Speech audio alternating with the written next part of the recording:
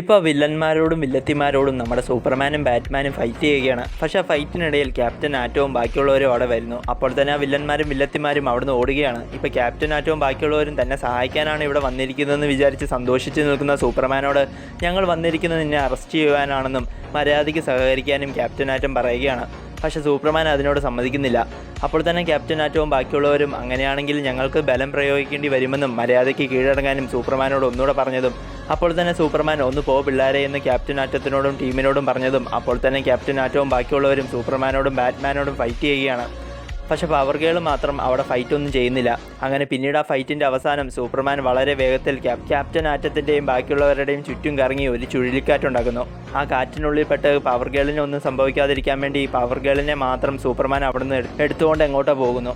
ഇപ്പോൾ പവർ ഗേളിനെ രക്ഷിച്ചതിന് കാരണം നേരത്തെ സൂപ്പർമാൻ ക്യാപ്റ്റൻ ആറ്റത്തിനോടും ബാക്കിയുള്ളവരോടും ഫൈറ്റ് ചെയ്യുന്നതിനിടയിൽ പവർ ഗേൾ സൂപ്പർമാനെ സഹായിച്ചിരുന്നു. അതുകൊണ്ടാണ് പവർ ഗേളിനെ സൂപ്പർമാൻ അവിടുന്ന് കൊണ്ടുപോയത്. ഇപ്പോൾ ആ ചുഴലിക്കാറ്റിനുള്ളിൽപ്പെട്ട് ബാക്കിയുള്ളവരെല്ലാം വയ്യാതെയാകുകയാണ്. അങ്ങനെ പിന്നീട് ഈ സംഭവിച്ച കാര്യങ്ങളെല്ലാം ക്യാപ്റ്റൻ ആറ്റം ലെക്സ് ലൂതറിനെ വിളിച്ച് അറിയിച്ചതും വളരെ ദേഷ്യത്തോടെ അവരെ കണ്ടുപിടിക്കുവാൻ ക്യാപ്റ്റൻ ആറ്റത്തിനോട് ലെക്സ് ലൂതർ പറയുന്നു. ഇപ്പോൾ ഈ ലെക്സ് ലൂതർ ഒരു രഹസ്യ സങ്കേതത്തിലാണ് ഉള്ളത്. അവിടെ വെച്ച് ഇപ്പോൾ ആ ഉൽക്കയെ തകർക്കുവാനായി മിസൈലുകളൊക്കെ അയക്കുവാൻ പോവുകയാണ്. ഇതേ സമയം ഇപ്പോൾ കാണിക്കുന്നത് നമ്മുടെ സൂപ്പർമാനെയും പവർ ഗേളിനെയുമാണ്. ഇപ്പോൾ സൂപ്പർമാൻ തന്നെ അന്നേരം സഹായിച്ചത് എന്തിനാണെന്ന് പവർ ഗേളിനോട് ചോദിച്ചതും പവർ ഗേൾ ആ സമയത്ത് തനിക്ക് അങ്ങനെ ചെയ്യുവാനാണ് തോന്നിയതെന്ന് സൂപ്പർമാനോട് പറയുന്നു. അപ്പോൾ തന്നെ അവിടെ ബാറ്റ്മാനും വരികയാണ്. എന്നിട്ട് അവർ മൂന്നുപേരും ആ ലെക്സ് ലൂതറിനെ പറ്റി സംസാരിച്ചുകൊണ്ടിരിക്കെ അവിടെ ക്യാപ്റ്റൻ ആറ്റവും ബാക്കിയുള്ളവരും വരുന്നു. അങ്ങനെ അവിടെ ഒരു ഫൈറ്റ് നടക്കുകയാണ്. ആ ഫൈറ്റിനിടയിൽ ബാറ്റ്മാൻ മേജർ ഫോഴ്സിനെ ദേഷ്യം പിടിപ്പിക്കുകയും എന്നിട്ട് മേജർ ഫോഴ്സിനെ കൊണ്ട് തന്നെ മേജർ ഫോഴ്സാണ് മെറ്റലോയെ കൊന്നതെന്ന സത്യം പുറത്തു കൊണ്ടുവരികയും ചെയ്യുന്നു.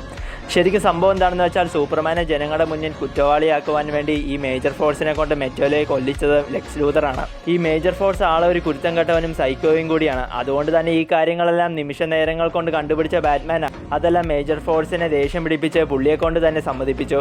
കാരണം ദേഷ്യം വരുമ്പോൾ നമ്മൾ ഒളിപ്പിച്ചു വെക്കുന്ന രഹസ്യങ്ങളെല്ലാം നമ്മൾ തന്നെ ചിലപ്പോൾ തുറന്നു കാണിക്കുമല്ലോ. ഇനിയിപ്പോൾ മേജർ ഫോഴ്സാണ് മെറ്റോലയെ കൊന്നതെന്നും സൂപ്പർമാൻ നിരപരാധിയാണെന്നും ക്യാപ്റ്റൻ ആറ്റത്തിനും ബാക്കിയുള്ളവർക്കും മനസ്സിലാകുകയാണ്.